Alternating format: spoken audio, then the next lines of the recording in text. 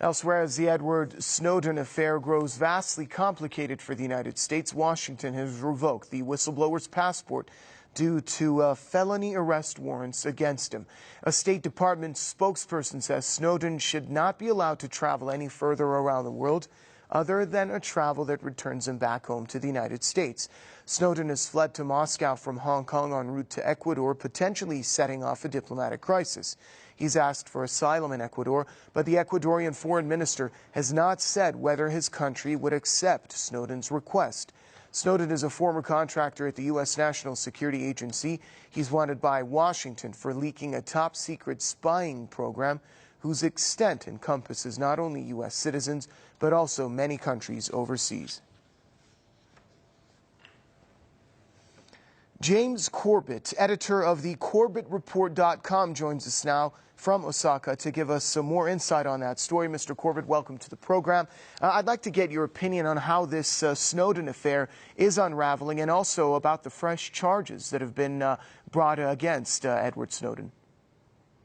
Well, this is certainly interesting. It's a fascinating story to be watching in live real time as the story unfolds in this international drama. And it has all sorts of political and geopolitical and domestic ramifications. Of course, not only in the U.S., but in all of the countries that are being mentioned and being floated as possible places where Snowden is going to end up. There's already talk about problems with the American-Chinese relationship that this may have caused, et cetera, et cetera.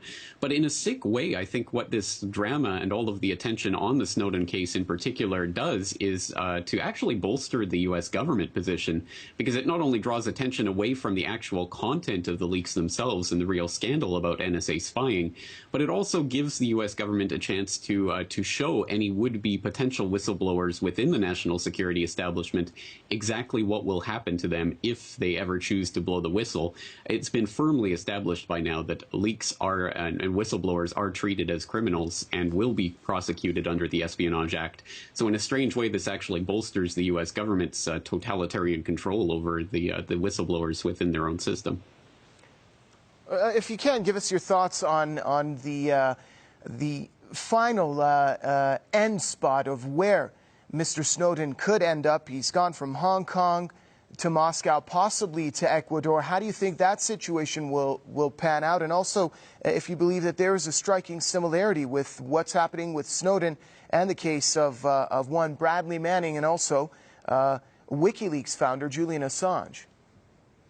Well, it certainly isn't surprising that the Bolivarian Alliance for the Americas countries are being mentioned in conjunction with this, Cuba, Venezuela, Ecuador, obviously representing a power bloc there in Latin America that's very much against U.S. imperialism. So I don't think it's a surprise that those names would be floated or that Ecuador would be considering giving asylum. It's also still possible, I think, that this is being floated as a type of diversionary tactic, as the real end spot might be Iceland. Still, I think that might be a place where this might be going, and they talk about Ecuador may be a type of diversion from that. But again, I find it fascinating that so much attention is being put on Snowden at the exact same time as another NSA whistleblower, Russ Tice, just stepped forward with some incredible new revelations, including the fact that in 2004, the NSA was wiretapping soon-to-be President Barack Obama, then an Illinois state senator, presumably for the purpose of blackmailing the information that they found out about him, as well as General David Petraeus, White House Press Secretary Scott McClellan, a whole range of names that Russell Tice has just revealed. And journalists like Glenn Greenwald, who are endlessly documenting every twist and turn in the Snowden case, haven't even acknowledged that this other NSA whistleblower has just stepped forward with these new revelations.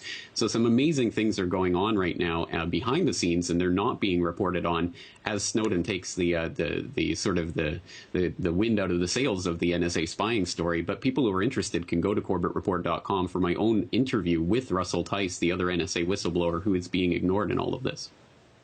Editor of CorbettReport.com, Mr. James Corbett, joining us from Osaka. Thank you very much for sharing your thoughts with us here on Press TV.